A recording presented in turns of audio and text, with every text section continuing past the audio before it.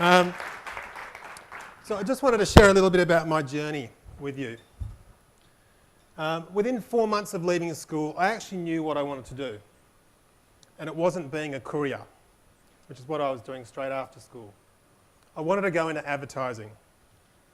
And I soon find myself bypassing university as all my friends ran off to have fun at university, and landed a job delivering mail and photocopying in one of Australia's biggest advertising agencies, George Patterson Bates.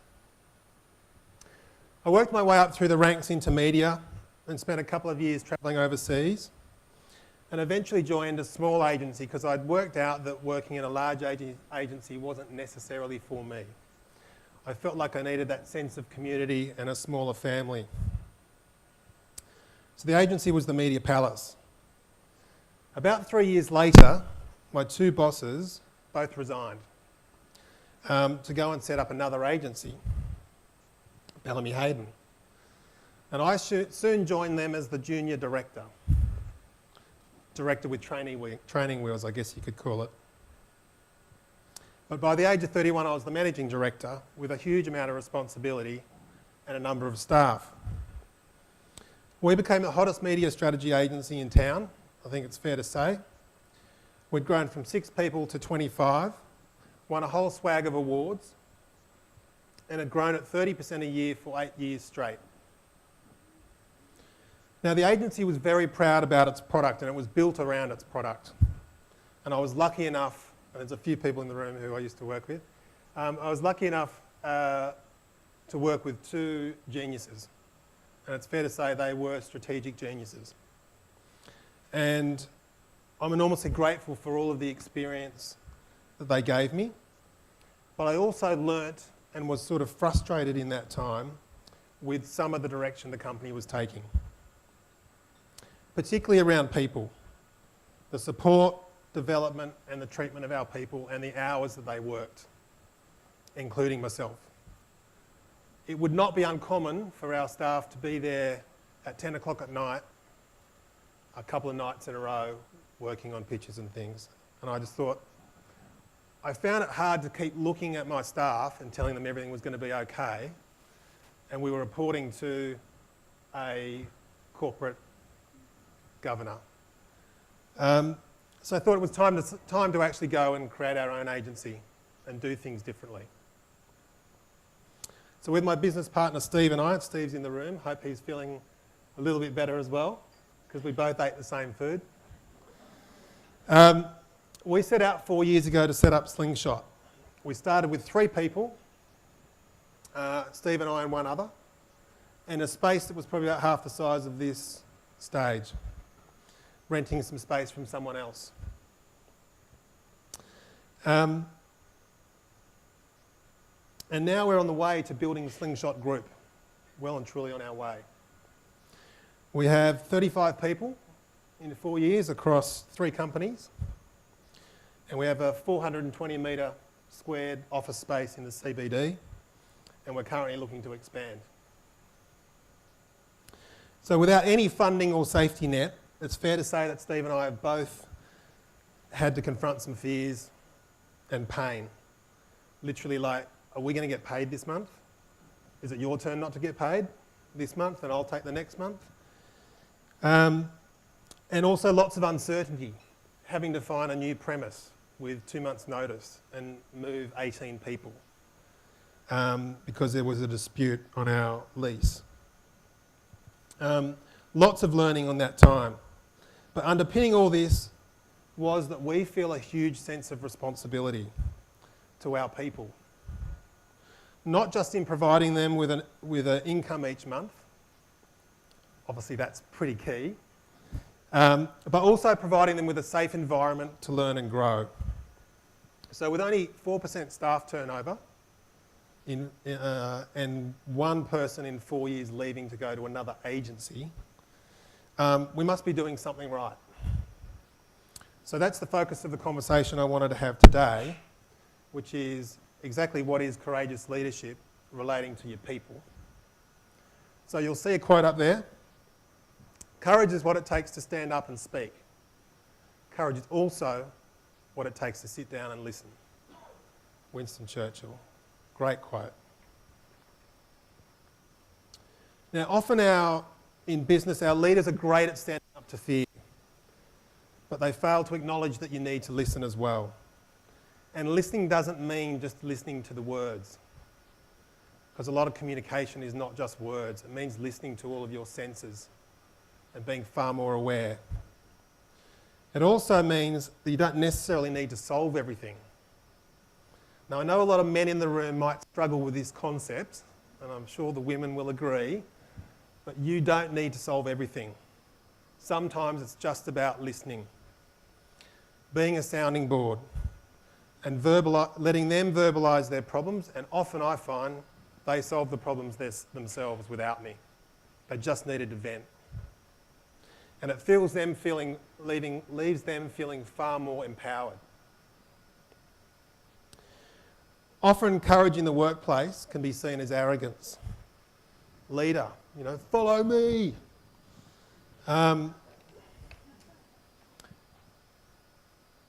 But certain leaders in confronting fear or pain don't want to look bad or show weakness in front of their staff or anyone.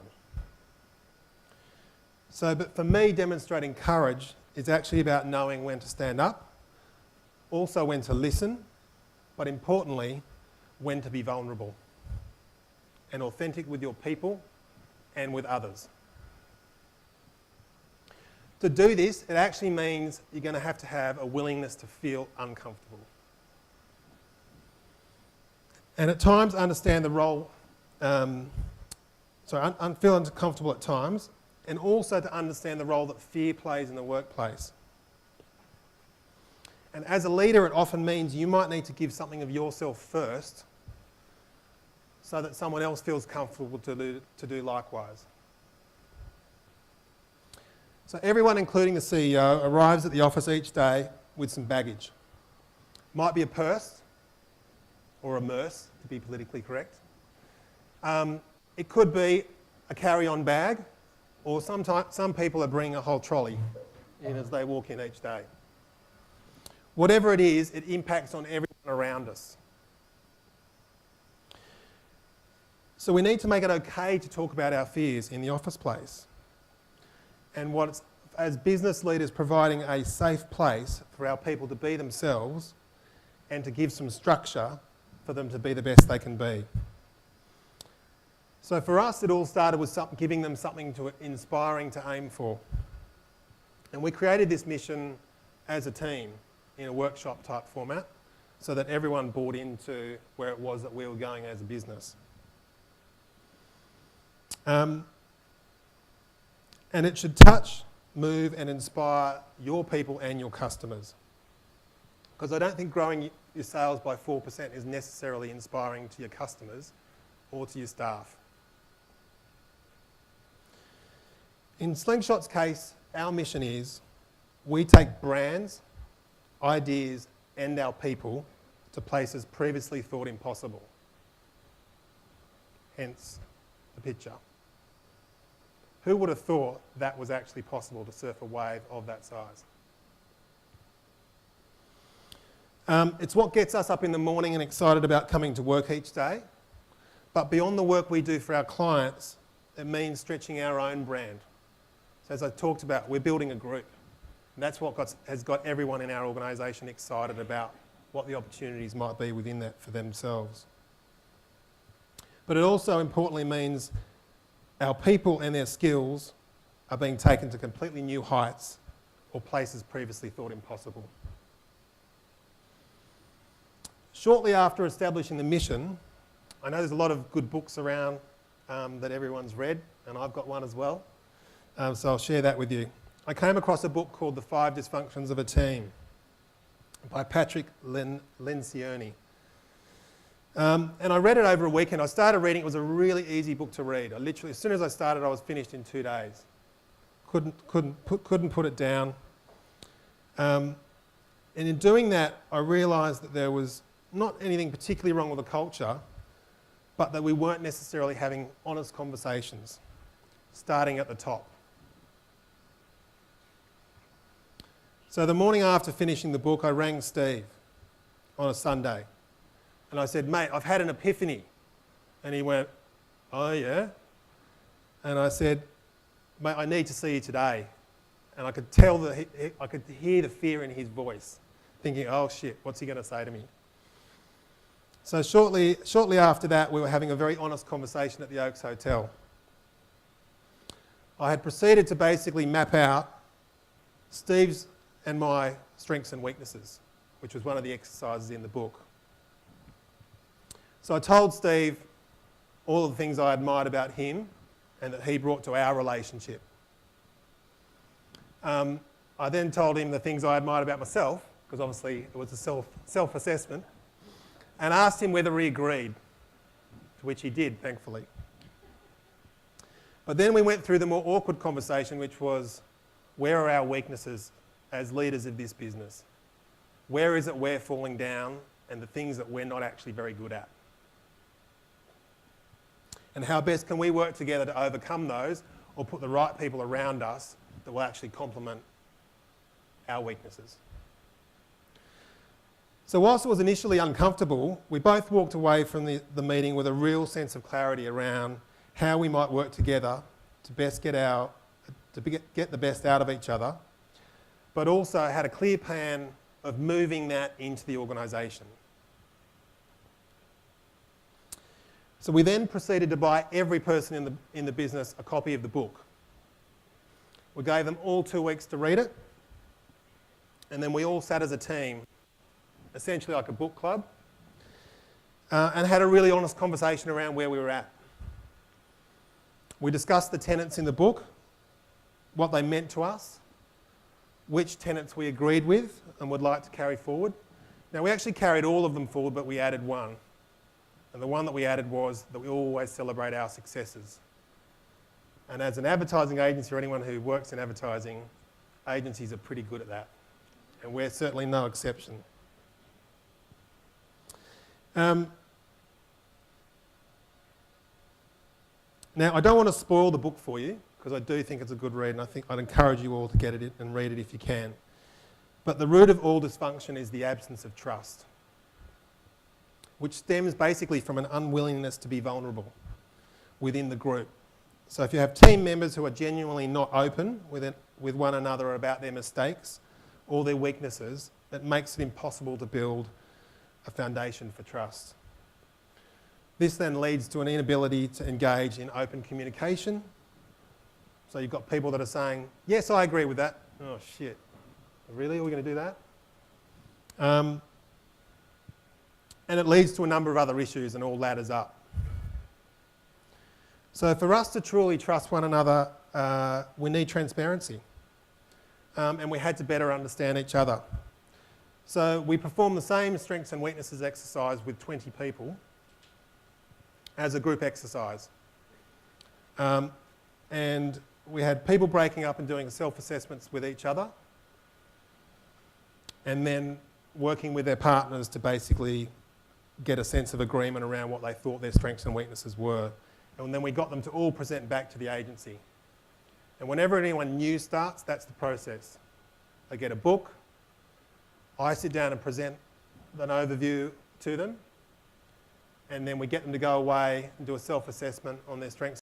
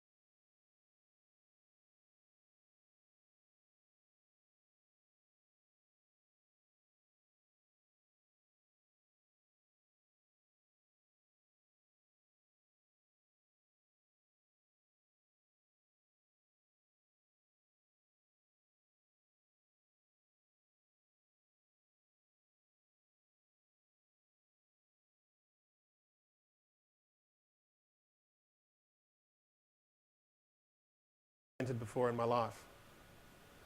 And can I just say, did I truly fuck the presentation up in front of a board of 3 of the most powerful men in advertising? Yes, I did. So it was important for me, though, to share this experience with my people. And the reason I did was because I needed to show them that it was okay for the CEO to be vulnerable, to admit his mistakes, admit his failures. So I'm constantly telling my guys about all of my shitty experiences that they can actually gather inspiration from. Because if the CEO went through that, then I'm probably going to turn out okay. So the things that we've done with the strengths and weaknesses exercise after getting a deeper understanding of our people was we focused on highlighting people's strengths in the agency. So instead of worrying about people's weaknesses, we shine a light on their strengths. It's far more valuable in building team esteem than focusing on their weaknesses. We're also trying to align people's strengths to job descriptions, so they're doing what they're really good at, not forcing them to do things they're not so great at. The other thing we're doing, which is quite interesting, is we're matching opposing strengths. So if we've got someone who's a brilliant strategist, brilliant blue sky thinker, but doesn't enjoy the detail, we marry them up with someone who loves detail, but is afraid of blue sky thinking, or hasn't quite got to that stage. And they balance each other out, which is fantastic. Everyone has at least one core strength, so I've also started talking about people behind their backs, but only ever in the positive. So if you need someone to proof check a document who's really good at detail, go and talk to Vanessa. She's brilliant at it. So now Vanessa has become the go-to person when everyone needs a document checked. They go to Vanessa because they know that she'll pick up every single mistake and correct all your grammar at the same time. We've also since begun an external coaching program with Aurora and her team, which is allowing our people to address some of the weaknesses and or fears that they have so that they don't become paralysing for the individual or for the business. It's a real work in process, but the intent is there, and certainly we're not afraid as a group to have honest conversations stemming from trust, the trust that we've built. And I think as courageous leaders, we really need to understand fear, because fear can rule lives and create all sorts of patterns in the workplace. Whether it be public speaking, lack of confidence, low self-esteem, fear of saying no, fear of rejection, financial scarcity, confrontation, they're all there because everyone's got their little bags they wheel in the morning. And we're all products of our environment. So from the age of 18 to 60, we spend most of our time at work. So as business owners, we've got a massive responsibility, a role, as I said earlier, that stretches far beyond providing income and an environment in which to learn. That's probably the least which we should be doing. We've got the self-esteem, confidence, sociability skills, and success of our staff members in our hands. So whether we like it or not, it's our responsibility. And as leaders and their mentors, we can help shape their respective lives so that they can then do the same for others. It's an enormous responsibility and a privilege. And it's incredibly rewarding knowing that you've had a positive influence on the life of another. To be someone worthy of their respect, someone that they can look up to in the good times and the bad. So as leaders, we need to provide a positive, nurturing and safe environment and an ongoing conversation where people can feel open to communicating their mistakes and talk about their fears. And it's not easy. It really isn't easy. So like I said before, there's got to be a willingness there to feel uncomfortable.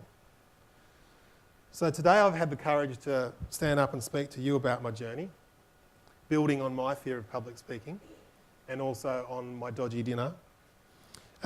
And now I'm going to sit down and listen to all the other speakers because I know that I've always got more I can learn. Thank you.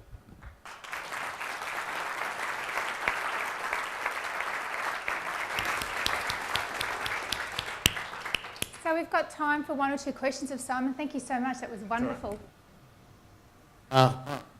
Simon, difference between, in your view, fear and uncertainty?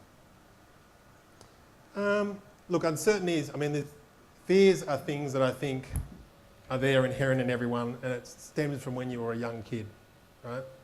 Uncertainty is just, I don't know what's going to happen. I can't control 90% of things that happen around the business.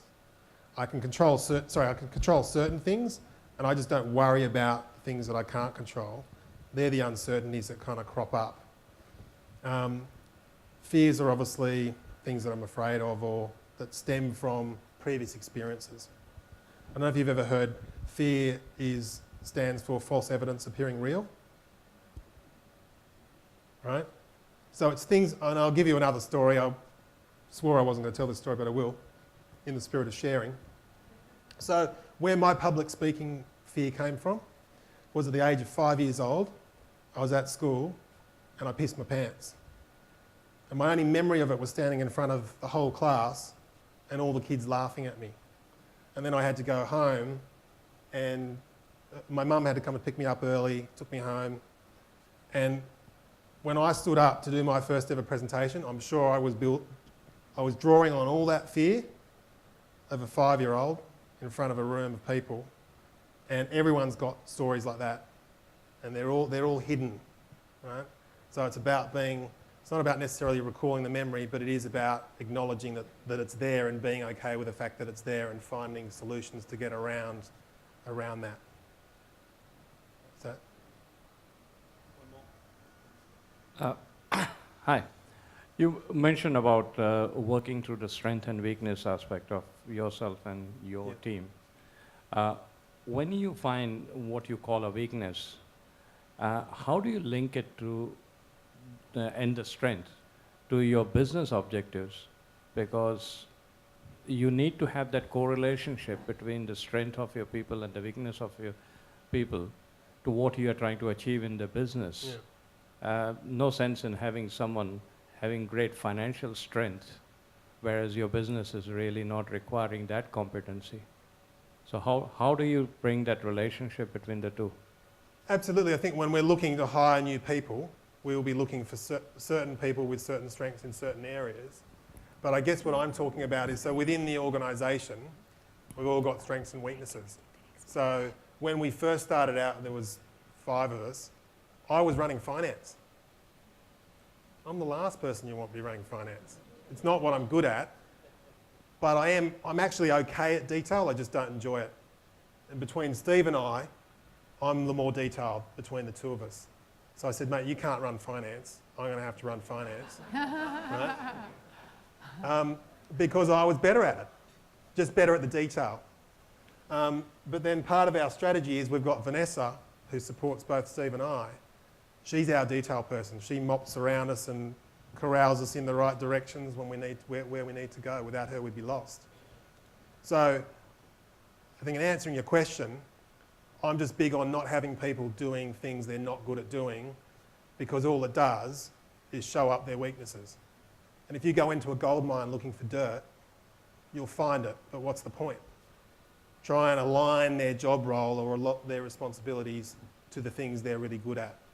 So I was interested in one of the other speakers before. It'd be great if you could get to that and really understand those strengths and weaknesses early, but they're the areas that I really focus on in interviews, is knowing what their key strengths and weaknesses are as much as I possibly can. But we're a small business, so we're probably not as, we don't have all of the systems and everything, and psychologists, they have to go and fill out reports and all that sort of stuff. I'm sure we'll get there eventually, but a lot of it's through intuition and just knowing whether that person's going to be a good fit within the role that we've got, working with the other people that they're going to be working with. Has that answered your question?